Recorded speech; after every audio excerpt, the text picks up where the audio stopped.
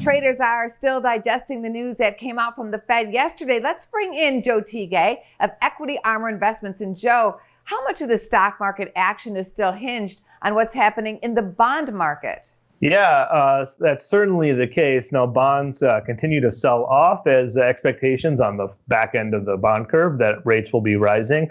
And that's kind of an interesting case because it's really affecting the whole market. You're seeing growth stocks performing worse than value stocks. Of course, they rely more on loans. And of course, that's kind of just a sign the economy is strong and we will see rates rise eventually. I like that you see the strength in the economy. What do you see traders doing as they think the economy is making a comeback?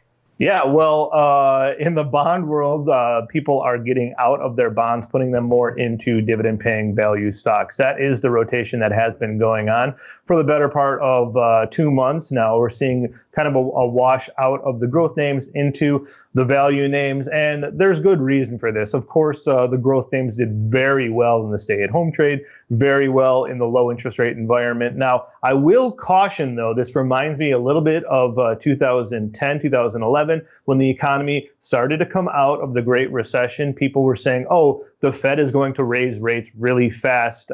People said that back then. They're saying that now. It didn't happen back then. And for me, it remains to be seen whether or not that happens anytime soon. And we'll just have to watch it play out. I think for me, the proof will be in the pudding. When rates actually do happen, I'll believe it when I see it.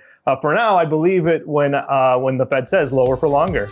Lower for longer on those rates. Thanks so much, Joe. Thanks for having me.